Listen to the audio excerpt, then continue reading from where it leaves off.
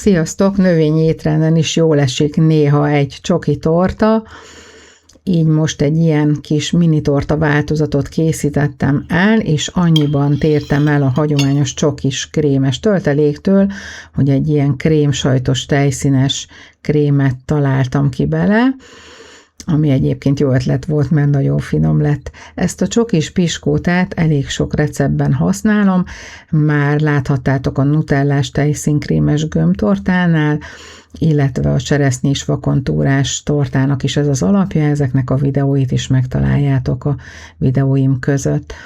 Ennek a piskótának az a titka, hogy előmelegített sütőbe kell betennünk, ez a legfontosabb dolog, hogy bekapcsoljuk előre a sütőt 180 fokra, mert hogyha nem forró sütőbe tesszük be, akkor kiszöknek belőle a buborékok, amiért egyébként a buborékokért a sütőpor és a szódabikarbóna felel, ugye ők fogják nekünk megoldani azt, hogy ez a piskóta könnyű és légies legyen.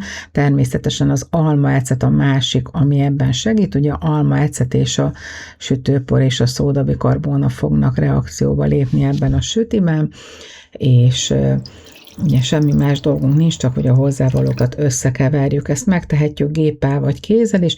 Látjátok, hogy vannak benne ilyen picike kis göbök, kis darabok. Ez azért van, mert én kakaóbab töretet is szoktam beledarálni a kakaóba. Sokkal finomabb lesz az íze, de természetesen ezt egyáltalán nem muszáj.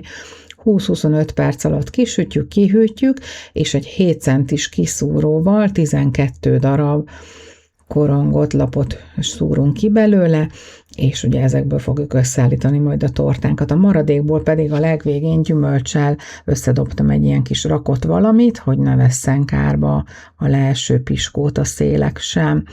A Megle növényi tejszín egy remek alap, nagyon jól fel lehet verni, akár még kézi habverővel is nagyon kemény habot lehet vele készíteni, és hozzáadunk egy Aldis növényi krémsajtot, ez egy natur krémsajt, egy enyhén sós, és megy még hozzá egy vanília kivonat, egy adag, és ezek hárman szinte teljesen tökéletes összhangban vannak, de kell még hozzájuk adnunk utólag 3 deka porcukrot, bár a tejszín édes, de ez a cukormennyiség kell ahhoz, hogy stabilabb és finomabb legyen a krémünk. Nyilván nem ezzel fogjuk elkezdeni az éves diétánkat ezzel a sütivel, és ezután már csak annyi dolgunk marad, hogy betöltsük a korongok közé a krémet, egy picit hablapáttal el lehet simítani a szélét, és ami nagyon fontos lépés, hogy betegyük a hűtőbe legalább 6 vagy 12 órára, hogy teljesen összeálljon, és mint mondtam, ugye a maradékból csináltam egy ilyen rakott valamit, ezt is bepuszilták a fiúk elég gyorsan,